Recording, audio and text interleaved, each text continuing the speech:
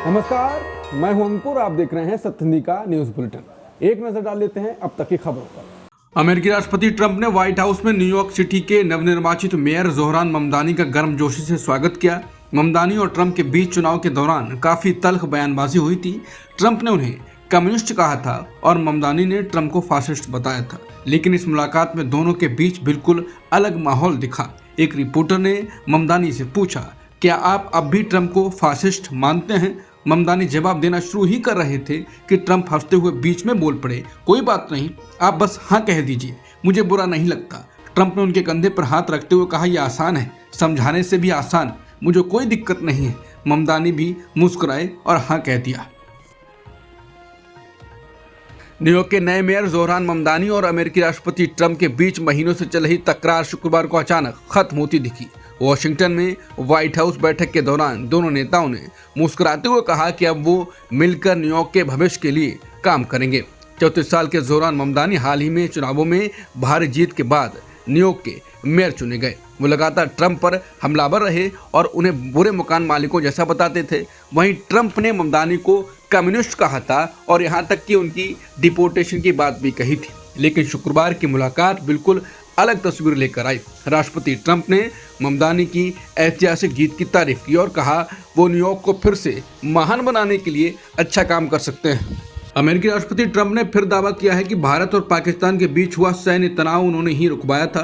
Trump ने ये बात व्हाइट हाउस में न्यूयॉर्क सिटी के नवनिर्वाचित मेयर जोहरान ममदानी से मुलाकात के दौरान कही। ममदानी पहली बार व्हाइट हाउस पहुंचे थे और इस मीटिंग को ट्रंप ने बेहतरीन बताया। ट्रंप ने कहा कि कश्मीर के पहलगाम में हुए पर्यटकों पर हुए आतंकी हमलों के बाद जब भारत ने पाकिस्तान और पीओके में आतंकी ठिकानों पर ऑपरेशन सिंदूर चलाया, तब हालात बेहद तनावपूर्ण थे। दोनों देशों के बीच सैन्य संघर्ष शुरू हो गया था। ट्रंप का दावा है कि उन्होंने भारत और पाकिस्तान दोनों को चेतावनी दी और खासकर टैरिफ लगाने की बात कहकर हालात को काबू में किया। रूस के राष्ट्रपति व्लादिमीर पुतिन ने अमेरिका की नई शांति योजना का सावधानी से स्वागत किया। पुतिन ने कहा, यह योजना अंतिम शांति समझौते का आधार बन सकती है, लेकिन अमेरिका ने इस पर रूस से कोई गंभीर चर्चा नहीं की। पुतिन का कहना है कि अमेरिका यूक्रेन की मंजूरी नहीं ले पा रहा है क्योंकि यूक्रेन और उसके यूरोपीय समर्थक अभी भी रूस को युद्ध में हराने का भ्रम पाले हुए हैं। उधर यूक्रेन के राष्ट्रपति वोलोदिमीर ज़ेलेंस्की ने कहा, यह उनके देश के इतिहास का सबसे मुश्किल समय है। अमेरिका की शांति योजना के चलते यूक्रेन अब मुश्किल विकल्पों के सामने खड़ा हो सकता है, या तो अपनी संप्रभुता और क्षेत्रीय अखंडता का जोखिम उठाए या अमेरिका जैसे सबसे बड़े सहयोगी का समर्थन खो दे। अमेरिका की योजना में शामिल है यूक्रेन को कुछ क्षेत्रों को रूस को सौंपना, यूक्रेन की सेना का आकार कम करना, यूक्रेन को नेटो में शामिल होने से रोकना। ज़ेलेंस्की ने साफ कहा कि वो क्षेत्र सौंपने के खिलाफ हैं, लेकिन इसके बावजूद वो वॉशिंगटन के साथ रचनात्मक चर्चा करने को तैयार है। अमेरिका के राष्ट्रपति ट्रंप ने कहा है कि उन्होंने रूस यूक्रेन युद्ध को खत्म करने का एक फॉर्मूला तैयार किया है जो शांति लाने का रास्ता हो सकता है, लेकिन उन्होंने साफ कहा कि सबसे पहले इस योजना को यूक्रेन के राष्ट्रपति ज़ेलेंस्की को मंजूरी देनी होगी, तभी कोई समझौता आगे बढ़ सकता है। ट्रंप ने पत्रकारों से बात करते हुए कहा, हमें लगता है कि हमारे पास शांति लाने का तरीका है, लेकिन इसकी मंजूरी ज़ेलेंस्की को देनी होगी। उन्होंने कहा कि वार्ता काफी आगे बढ़ चुकी है, लेकिन वो अभी कोई भविष्यवाणी नहीं करना चाहते। ट्रंप ने युद्ध को शर्मनाक और ऐसा संघर्ष जो होना ही नहीं चाहिए ऐसा बताया। उन्होंने कहा कि अगर वो राष्ट्रपति होते तो ये युद्ध शुरू ही नहीं होता। वहीं एक्सपर्ट का कहना है कि ट्रंप की तथाकथित शांति योजना दरअसल शांति योजना नहीं है, ये रूस की मांगों को लेती है और उन्हें शांति प्रस्ताव के रूप में पेश करती है, जो कि यूक्रेन के लिए एक तरह का आत्मसमर्पण का अल्टीमेटम है। अगर इसे मान लिया जाता है तो ये सशस्त्र आक्रमण को पुरस्कृत करेगा। रूस और यूक्रेन के बीच युद्ध रुकवाने के लिए सामने आए अमेरिकी पीस प्लान पर यूक्रेन के सहयोगी देश बातचीत करेंगे। दक्षिण अफ्रीका में होने वाले G20 शिखर सम्मेलन में अमेरिका के पीस प्लान पर इनके बीच बात होगी। ब्रिटेन के प्रधानमंत्री कियर स्टामर ने कहा कि यूक्रेन के सहयोगी देश अमेरिका के युद्ध समाप्त करने की कोशिश को और मजबूत बनाएंगे। यूक्रेन के राष्ट्रपति वोलोदिमीर ज़ेलेंस्की ने कहा है कि अमेरिका की जिस योजना को मानने का दबाव डाला जा रहा है उसकी वजह से यूक्रेन को इतिहास के सबसे कठिन पल से गुजरना पड़ रहा है। शुक्रवार को ज़ेलेंस्की ने कियर स्टामर के अलावा फ्रांस और जर्मनी के नेताओं से फोन पर बातचीत की। जेडी प्रवक्ता शक्ति यादव ने कहा कि चुनाव आयोग को स्पष्टीकरण देना पड़ेगा। बिहार के लोकतंत्र और जनादेश पर डाका पड़ा है। चुनाव आयोग को यह बताना पड़ेगा कि आचार संहिता लागू हो जाने के बाद भी लाभुकों के खाते में सरकार द्वारा पैसे कैसे और क्यों भेजे गए। चुनाव नियमावली के कौन से कानून के अनुसार लाभुकों को पैसा दिया गया, वोट को प्रभावित करने के उद्देश्य से। जिस तरीके से सरकारी एजेंसियां और चुनाव आयोग जैसी संस्था पूरे तरीके से सत्ता प्रतिष्ठान के आंगन की शोभा बनते जा रहे हैं, ये देश के लिए एक खतरे की घंटी है। जब वोटों की डकैती होती रहती है तो चुनाव आयोग जैसी संस्था के होने और ना होने से क्या फर्क पड़ता है। एक ही आदमी गुजरात में भी वोट दिया, वही दिल्ली के में भी वोट दे दिया, वही बिहार में भी वोट किया। सासाराम में एक ट्रक ईवीएम मशीन कहाँ से आई?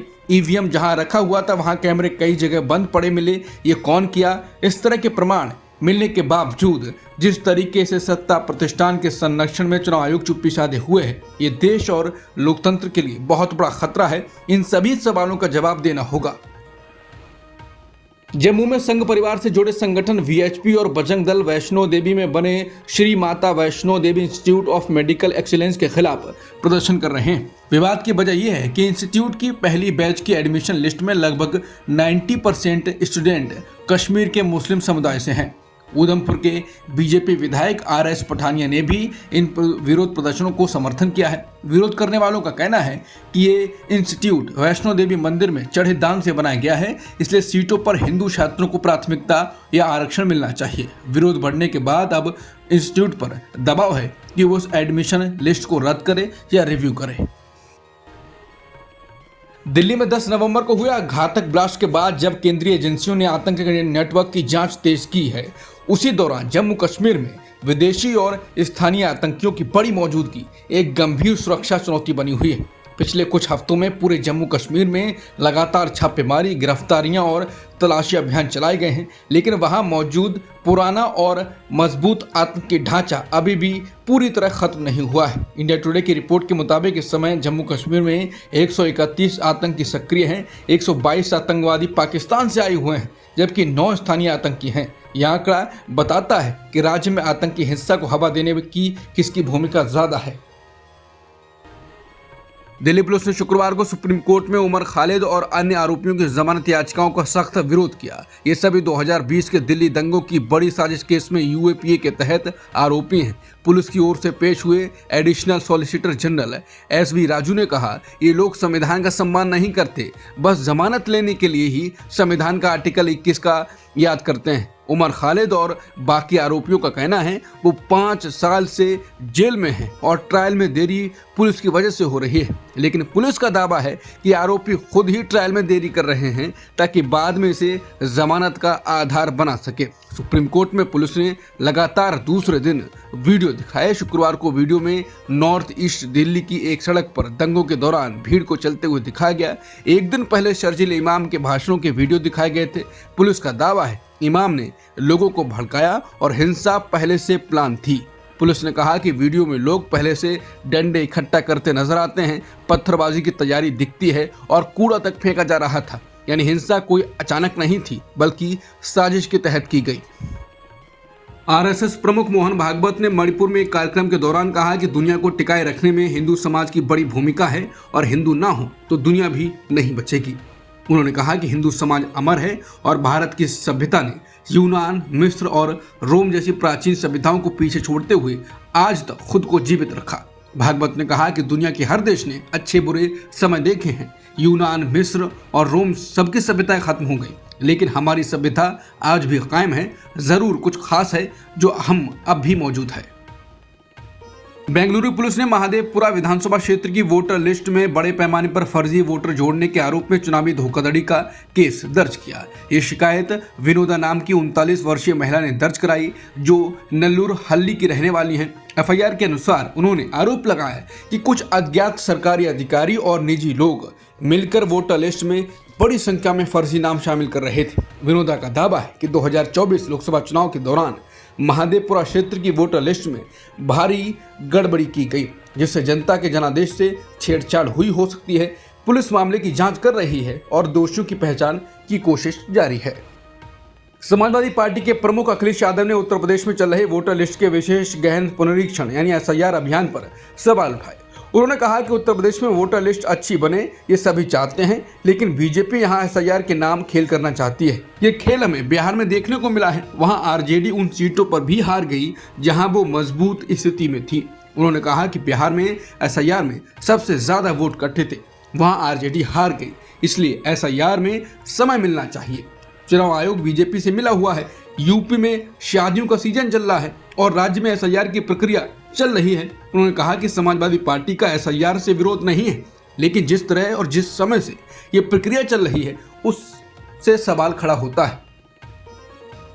कोलकाता के बेलियाघाट विधानसभा क्षेत्र में 7 बीएलओस को चुनाव आयोग ने शो कॉज नोटिस जारी किया है। आरोप है इन अधिकारियों ने एसआईआर प्रक्रिया के दौरान जुटाए गए फॉर्म्स का ठीक से डिजिटाइजेशन नहीं किया। ये कई फॉर्म अधूरे और गलत तरीके से अपलोड किए गए। एक अधिकारी ने बताया कि बीएलओ को शुक्रवार दोपहर तक ये बताना होगा कि उन्होंने काम सही तरीके से क्यों नहीं किया। अगर जवाब संतोषजनक नहीं मिला तो अनुशासनात्मक कार्रवाई की जाएगी। बता दें, बीएलओस पर तनाव और दबाव का मुद्दा भी चर्चा में है। कई बीएलओस की सुसाइड की खबरें भी आ रही हैं। ममता बनर्जी ने इसी को लेकर ज्ञानेश कुमार को पत्र लिखा है। अब तक की खबरों में इतना ही। बाकी खबरों के लिए बने रहिए सत्य हिंदी के साथ।